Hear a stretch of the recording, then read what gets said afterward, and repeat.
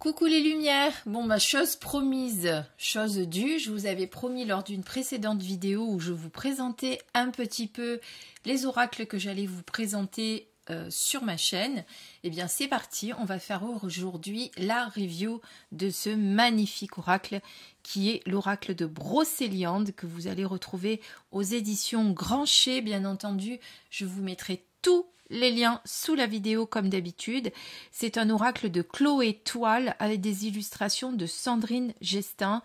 Si vous connaissez la forêt de Pimpon, qui est la forêt de Brocéliande, eh bien, je vous invite à vous procurer cet oracle parce que vous allez, grâce à lui, re-rentrer dans la magie de cette forêt magnifique. On le découvre tout de suite. Alors, il arrive dans ce magnifique coffret. Vous avez l'habitude maintenant chez Grancher et Trajectoire, qui sont deux marques différentes mais qui font partie du même groupe puisque c'est le groupe Picto.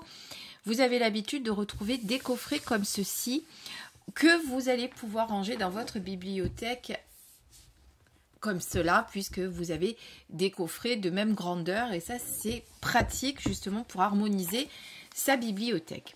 On va lire ce que nous avons au dos de la boîte. Alors, bienvenue dans la magie de Brocéliande, à la fois programme de développement personnel, support de méditation et de soins grâce notamment aux associations en lithothérapie.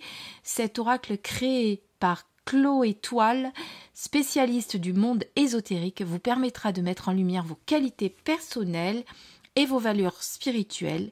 Également un outil de divination, l'oracle de Brocéliande saura répondre à vos questionnements, qu'ils soient d'ordre général, professionnel ou sentimental. Alors, laissez la forêt de Brocéliande et la légende arthurienne vous guider vers votre propre quête du Graal. Eh bien, ce coffret est au prix de 29 €, comme vous pouvez le voir ici. Donc, vous avez 53 cartes illustrées et un livre magnifique en couleur où tout est vraiment expliqué. Et le nombre 53 n'est pas non plus un nombre qui a été choisi au hasard. On va en reparler tout de suite. Alors, ce coffret, le voici. Donc, vous avez un gros livre. C'est un livre qui a beaucoup de pages. Nous avons 267-68 à peu près pages. Donc, très très gros livre. On va le découvrir. Ici, vous avez des cartes que vous allez retrouver dans ce petit écrin. Vous pouvez choisir, si vous le souhaitez, d'enlever ça et de ranger vos cartes dans un petit pochon. Après, c'est chacun fait comme il le ressent. Sinon, vous pouvez le laisser dedans. Et comme je vous l'ai dit, mettre tout ça dans votre bibliothèque. Donc, les cartes, on les découvrira après. Je préfère qu'on s'attarde un petit peu sur le livre pour le découvrir. Donc, un magnifique livre. Évidemment, si vous achetez l'oracle, vous comprendrez que vous n'aurez pas le petit tampon du service presse, puisque je fais partie du service presse et que les éditions Grancher ont eu la gentillesse de me l'envoyer pour vous le présenter. Alors, bon, là, vous avez la page de l'éditeur, ce qui est normal. Ici, vous avez le petit sommaire avec tous les éléments dont vous avez besoin. Donc, vous avez la découverte de l'oracle, la composition et le fonctionnement du jeu, toutes les cartes ici répertoriées, numérotées et la page correspondance, les méthodes de tirage et la conclusion. Alors tout d'abord, eh bien, l'auteur va vous raconter un petit peu son histoire, comment elle en est venue à créer cet oracle. Elle va vous raconter son enfance, puisque au départ, elle vivait pas ici, elle vivait en Afrique lorsqu'elle est née, et elle a passé sa petite enfance au Sénégal et en Côte d'Ivoire. Et son papa était très utilisateur du tarot de Marseille et elle était déjà fascinée par ça quand elle était enfant. Donc elle a voulu en savoir un petit peu plus. Et voilà, elle a utilisé déjà le tarot toute jeune. Elle vous explique aussi comment elle en est venue quand même à Brocéliande, puisque son parcours de vie l'a amenée dans la forêt mythique de Pimpon. Ici, on vous parle donc un petit peu de la légende arthurienne pour que vous connaissiez l'histoire si vous ne la connaissez pas, cette forêt magique et majestueuse de Pimpon. Et ici, vous avez l'histoire de la fameuse quête du Graal, c'est pareil, peut-être que vous allez apprendre plein de choses. Ensuite, vous avez la composition. Alors, la composition vous explique ici que vous avez les cartes qui sont en plusieurs catégories. Vous avez les lieux de légende de Brocéliande, les personnages de légende arthurienne, les objets magiques, le petit peuple et les autres personnages de Brocéliande, les animaux de la forêt, les arbres et la carte Joker qui est la 53e, qui est la carte du Graal. Ensuite, on vous présente l'oracle. Donc, vous allez voir que chaque carte a une correspondance avec, tout d'abord, elle a un numéro, un nom, des mots-clés, des correspondances avec les signes astraux, les arcanes majeures du tarot, avec une pierre, avec la numérologie et avec la fleur de Bach. Tout ça pourquoi? Eh bien pour vous permettre d'utiliser cet oracle de diverses façons, on va le voir. Donc vous avez la prise en main et les conseils d'utilisation, puis son fonctionnement. Alors vous pouvez faire des tirages divinatoires. Vous pouvez l'utiliser aussi en association avec les 22 arcanes du tarot de Marseille. Ça veut dire quoi? Ça veut dire que là, on vous met l'arcane et la correspondance de la carte de Brocéliande. Donc, les tirages concernant ceci, vous allez les faire qu'avec ces cartes-là uniquement.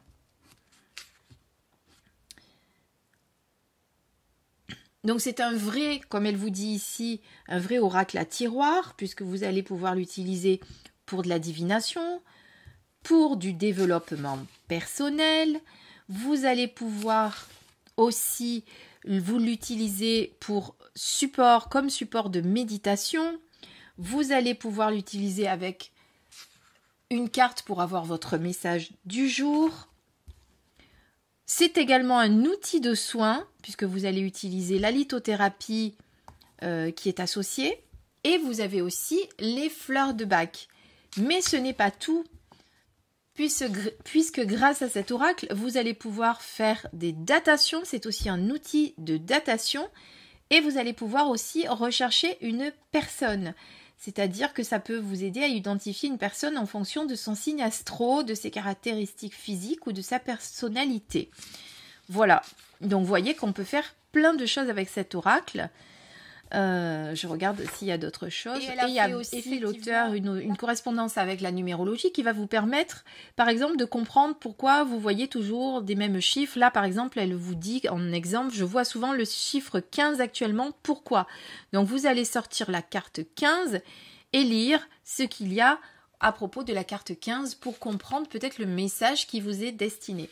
Donc, vous voyez que cet oracle, c'est un vrai couteau suisse. Vous avez plein de façons de l'utiliser et je suis sûre qu'en l'ayant en main, vous allez pouvoir aussi en trouver d'autres. Vous voyez, parce qu'on vous a laissé vraiment un large choix de possibilités et je pense qu'après, on peut même créer ses propres tirages. On peut toujours créer ses propres tirages avec tous les oracles, mais avec celui-ci, encore plus, je trouve, puisqu'il y a vraiment plein de possibilités. Donc là, vous voyez par exemple, pour la carte numéro 1, vous avez son numéro, le titre, les mots-clés, les correspondances dont on vient de parler, signe astro, tarot, pierre, fleur de Bach, numérologie, une présentation de la fameuse carte.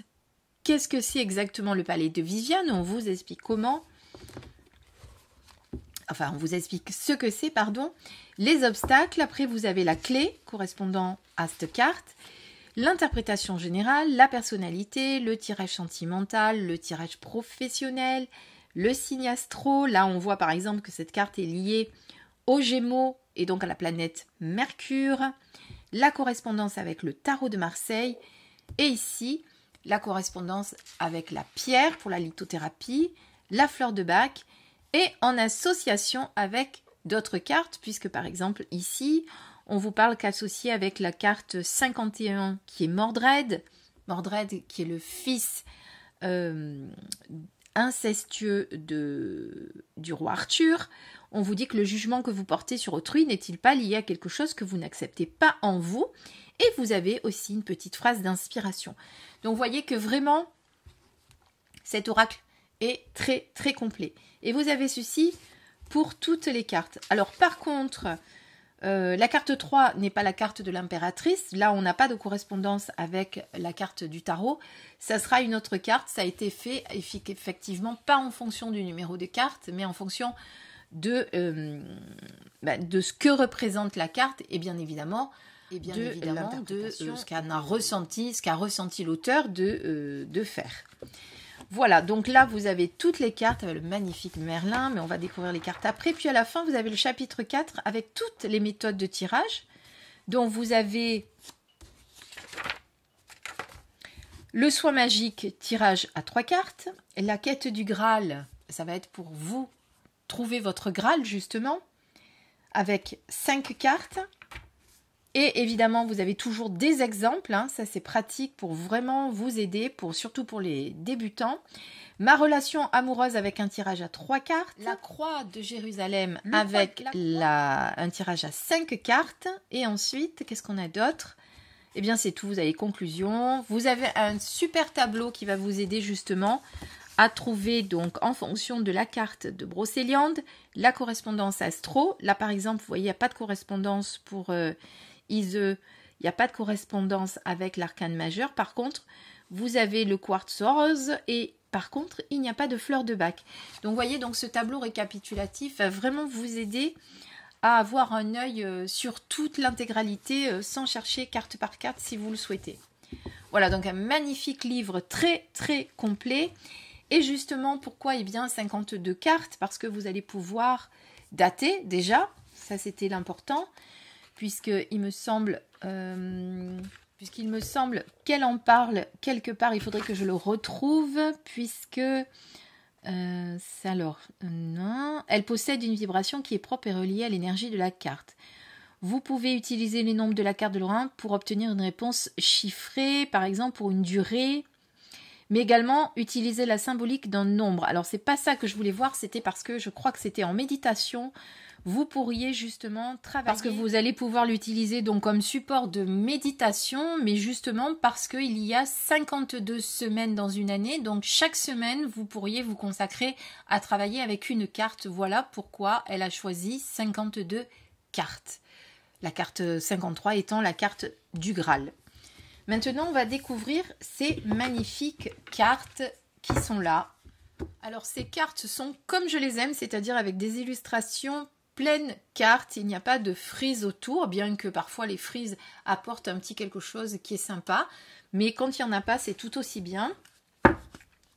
Pas de tranche sur les bords, un dos magnifique avec une croix celtique, évidemment, que vous reconnaissez. La qualité des cartes, absolument rien à dire, c'est pas un gros grammage, mais c'est un très bon grammage et elles ont un retour impeccable, comme vous pouvez le voir. Elles glissent très très bien, on les mélangera après, on se tirera une petite carte à la fin pour découvrir le message du jour que nous envoie l'oracle de Brocéliande. Allez, c'est parti pour découvrir les cartes. Je vous mettrai peut-être une petite musique qui correspond à Brocéliande si j'en trouve une. Alors évidemment, il faut que j'en trouve une sans les droits d'auteur parce que sinon après j'ai des petits rappels de YouTube. C'est pour ça que je ne peux pas toujours mettre les musiques que je souhaite. Alors, vous avez en 1 le palais de Viviane, en 2 Guenièvre, la table ronde, la dame blanche, notre fameux roi Arthur et Excalibur, les chevaliers, Merlin, un magnifique écureuil. J'adore les écureuils dans la forêt. Ils se cachent quand on arrive, mais lors de mes promenades, j'arrive parfois à en voir, mais c'est tellement rapide. La chouette, les korriganes, l'église du Graal, les lavandières,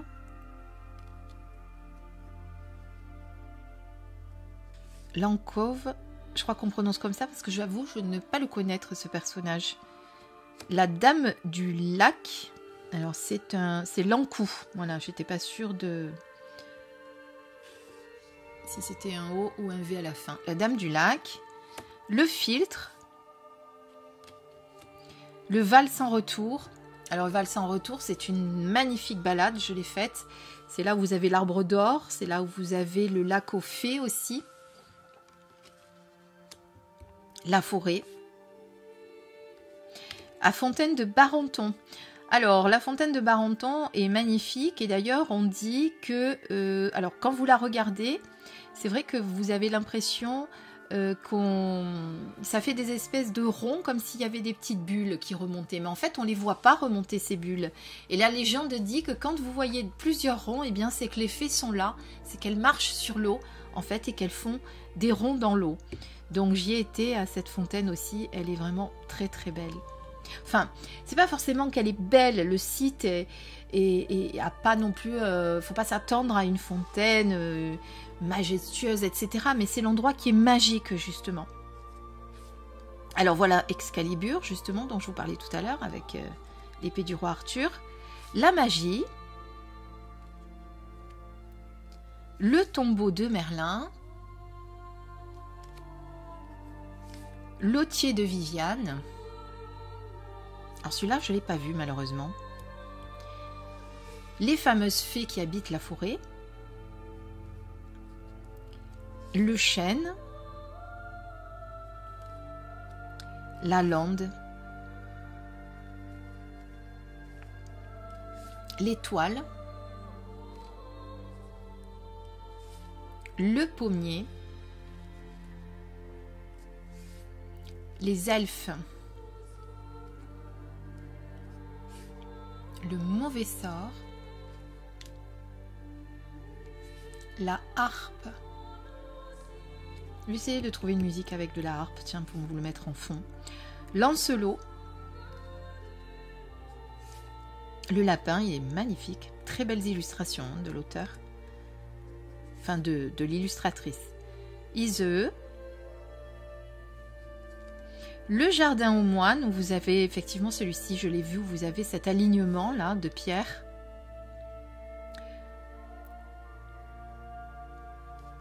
On ressent beaucoup d'énergie là aussi au milieu. La chauve-souris. Le dragon. L'arbre d'or. Alors pour ceux qui ne le savent pas, il n'est pas en or naturellement. Hein. Voilà, il y a une histoire avec cet arbre suite à un incendie, il me semble bien, il y a quelques années. La fée Morgane. Le sanglier. Le pin, bon, je me doute que vous le savez pour l'arbre d'or, mais je préfère le préciser si certains se posent la question. Tristan, on connaît bien l'histoire de Tristan et Iseux. Le pont du secret. Le bâton du magicien, généralement c'est le bâton de Merlin celui-ci. Le magnifique cerf blanc qui apporte toujours de belles nouvelles. Le serpent. Heureusement que j'en ai pas croisé dans la forêt de Brocéliande, j'ai horreur de ça, j'aime pas trop, j'ai assez peur on va dire. Le châtaignier, le hou, le renard, qui est très beau, il a un petit côté filou, hein, c'est un renard. Le loup, le hêtre,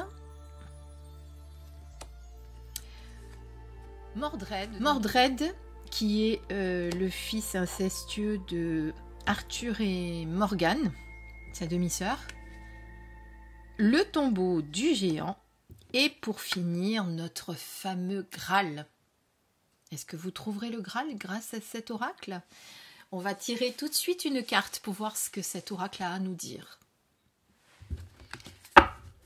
Alors, comme je ne l'ai jamais utilisé, vous voyez, je tape 3 fois, puis je souffle ma main en ouvrant, en imaginant que toutes les énergies qui ne m'appartiennent pas quittent ce jeu.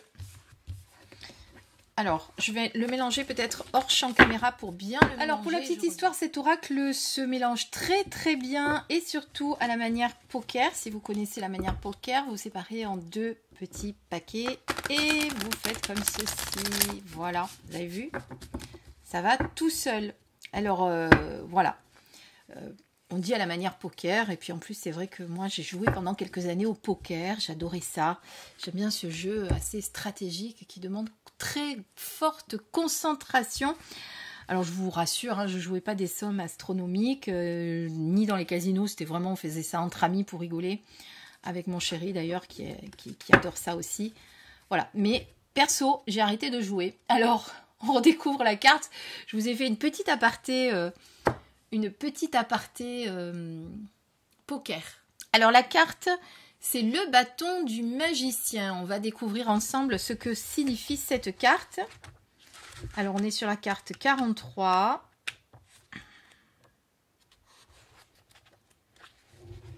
Alors, en mots-clés, vous avez don, aptitude naturelle potentielle en pierre l'améthyste. Et le numéro 43 est symbole d'idée originale et d'occultisme. Vous faites 4 et 3, 7. On est en plus dans le mystique, hein, avec le 7.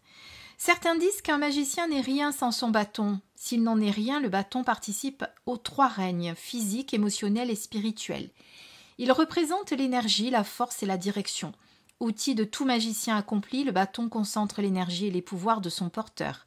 Tout comme les rois ont leur sceptre ou le pape sa crosse, le magicien possède donc son bâton.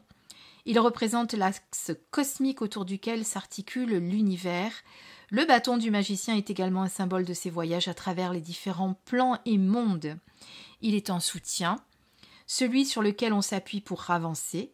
Taillé dans un bois sacré, souvent du noisetier pour sa sensibilité et ses nombreuses vertus, le bâton du magicien est parfois surmonté d'une pierre précieuse.